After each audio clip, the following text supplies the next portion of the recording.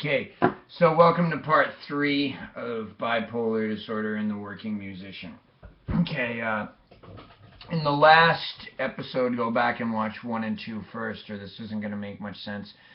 I briefly went over what it was like to accept that I had bipolar disorder, what it was like to accept that if I wanted to live, that I needed to accept help in the form of medication.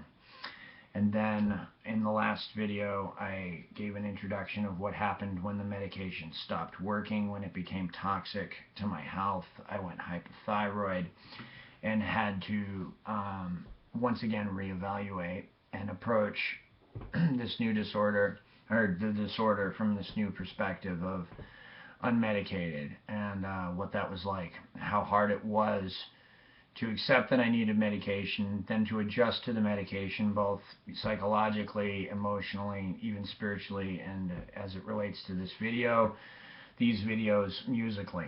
And then what it was like to have to make the decision, or not really, have to accept the fact that I wasn't going to be able to take any medication now. Okay.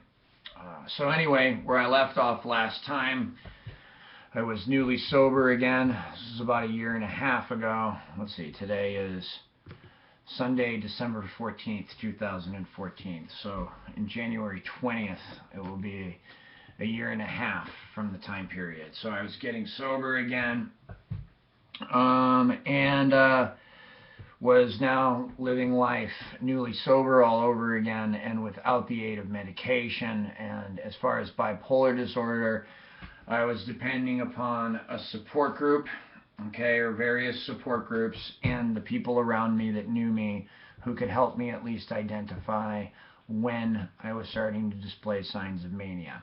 In the last video, I went over the fact that I do not need to be told when I'm suffering from depression or a down cycle. It's obvious to me. It's pretty clear to other people around me too, especially people that know me. I don't feel like talking much. I don't feel like getting up and going to work. I don't feel like watching much of anything or doing anything. I can just lie in bed. Okay, I went over a lot of that stuff in the first video too. I want to thank everyone for hanging with me, and here we go.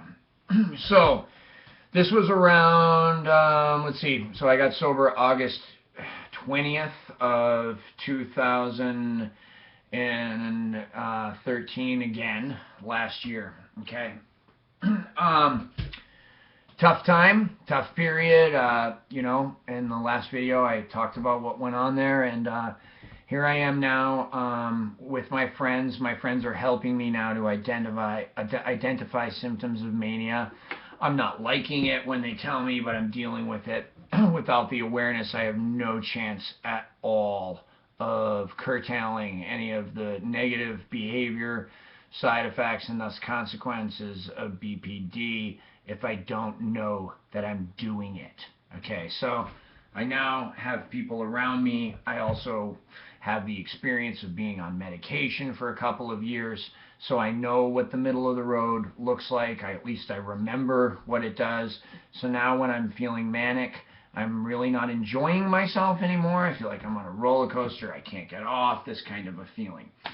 So I'm now having to do, I don't know, for lack of a better word, holistic things to kind of deal with mania. Let's talk about those, okay? Again, the first one's awareness. I have people around me that can tell me when I'm being manic. Sometimes I don't need to be told. It's clear. Again, I'm not enjoying it most of the time now anymore. It's something that I don't like. But sometimes if I'm caught up in work, I don't know. So if I do know, once I get to know, I have to take some steps to stop that. Okay, the first thing I have to do is stop whatever it might be that could potentially be triggering or adding to the manic episode. Okay. Unfortunately for me, some of the things that add to manic episodes are the things that I like the most. Music, working in music. I like talking on the phone about football, getting on the web about football, things to do with fantasy football. Okay. Also, anything to do with philosophy, anything to do with religion, anything to do with addiction. Okay. And funny enough, even things that have to do with bipolar disorder. Okay, these are all things that can get me behaving manically. So what I do is I stop those things, or if I can, I schedule. If I can't stop them because they're things that are paying me or I have responsibilities to other people, I can't just skip out on my responsibilities. I have to finish the workday, and then I have to make a decision to do something I don't want to do, which is slow down and stop. And I have to schedule time, if I can, okay, to not continue these activities, okay, or to take a break from the activities. That's hard for me. Once I get started, if it feels good, I want to keep going. It doesn't matter if it's making YouTube videos or crack cocaine or heroin or anything. It's just becomes obsessive and compulsive, and it leads to more mania. Okay, and it's a bad cycle. Anyway, lying down is the good first step. I'll take the couch. For me, it's important to reduce the light in the room. I need to turn the lights off. And not off, but they need to go down. I can watch TV, but I have to be really careful what television shows I watch. I can't watch Intervention. I can't watch Cops.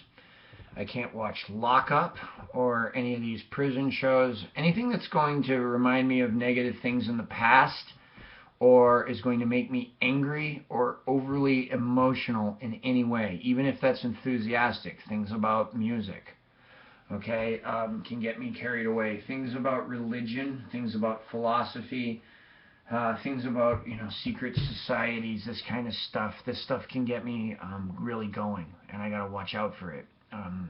So for me, the best types of shows are like shows that are kind of boring, like documentaries. Think like the show How It's Made. It's a show that I like it and everything. It's not really something I want to watch, but it's something that's very good for me because it's something I don't know about. So I can't really be my typical, grandiose and narcissistic self when it comes to this kind of subject matter, because I don't know it.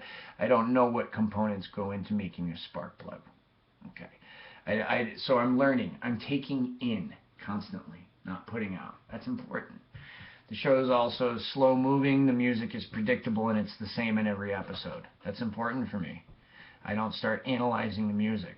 I don't start thinking about that and missing the point and start thinking, how would I do it, or what would I do differently? Okay, that's not it. So documentaries are really good. Any shows on things that I don't understand, or things that I genuinely have not been, genuinely have not been interested in the past. Those are good things for me.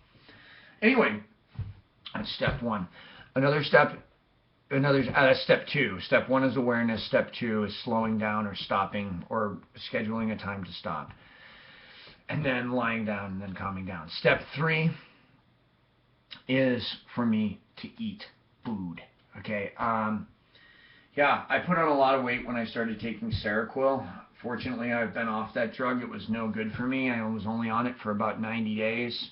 And that was in like 2012. I put on 60 pounds in 2 months. It's been hard for me to get that weight off, and that's added to my depression. Being so narcissistic, I miss my old body, and some of you guys do too.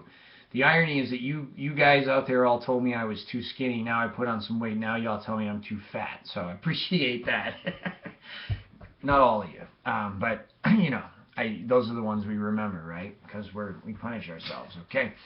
Anyway, my point is this. I have to eat. I have to eat. Since I can take no benzos, no Ativan, nothing to slow me down, no kind of downer to cease mania, I have to use food that way.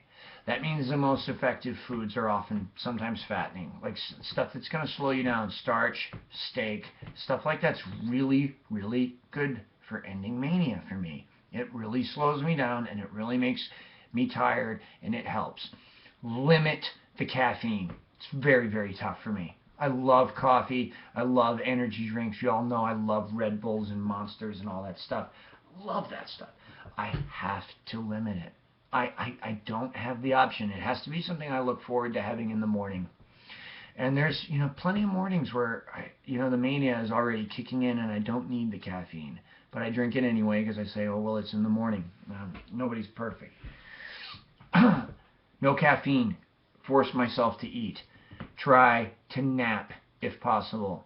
One of the most amazing things that I've discovered, and this is truly amazing, is that during the height of a manic episode, if I lie down and if I do some breathing techniques, eat some food, and put on something on television, I can fall asleep. I can actually fall asleep because my body is tired. I just don't recognize that, and I refuse to recognize that. But if I allow my body a chance, just a chance at intercepting this mania, I'm not going to be up for 2 days. Okay? I don't let myself stay up for 2 or 3 days. Some of these people I see who are online in bipolar support groups really they almost encourage it and romanticize some of these 2 or 3 day things or blow it off. It's very dangerous behavior for me. I can't give into that. I strive to live my life now as much as the way I did on lithium, except without it. When I am experiencing mania, when I can't stop it, I try to keep myself busy with work. I can focus that mania into a very positive, very constructive way if I put a cap on it. If I don't cap that behavior will go on and on and on, and my performance will eventually deteriorate. I will eventually stop listening, stop taking in information, stop paying attention, and getting farther and farther and farther out there, okay? Just from simple lack of sleep, okay? The breathing techniques, I mentioned those in passing. Let's talk about them really quick for the last 3 minutes of this video. The first one is the one I learned in the ER. Last time I was up in the ER, I was up there for kidney failure, which was due to a psychotic episode that I experienced, which was also aided by street drugs that I took while self-medicating. Okay. Again, you have no chance at all of treating your BPD if you're self-medicating, and that includes with marijuana. If you want to use some substances like that, you need to at least talk to your doctor and have dosages regulated and everything like that. I mean, it's incredibly dangerous, and friends of mine are dead because of it, okay? And that's, some of those friends are people that weren't even maybe drug addicts, okay? They're just dead because they screwed up one night and took too much. I take a deep breath, 5 seconds, and then I count 5 seconds out. So 5 seconds in, 5 seconds out. That is the simplest form of what the RN told me is called heart math, that I can use to slow my heart rate down and to calm myself down into a state where I'm receptive to sleep, or where I'm reducing the potential for manic behavior, or where I can start to feel less manic. Okay, now this can be tough, and sometimes I have to do this for hours. Okay, reading a book can help, but just really meditating like that. The other one is, I only have 1 minute left in this video. The other one is, I'll count to 10 and 1 time. Then I count, and this is all while doing deep breaths. Then I count to 10 2 times. Then I count to 10 3 times. And I do this up until I've counted to 10 times. I rarely can muster the concentration to actually count 10 times of 10, and 6 times of 10, and 3 times of 10. And every time I screw up, I start over at the beginning. Eventually, believe it or not, even in the mists of hypomania, I fall asleep, okay? And I can rest, and then I have a better shot at reprogramming myself the next day. Okay, stay tuned for part 4 of bipolar disorder and the working musician. Thank you.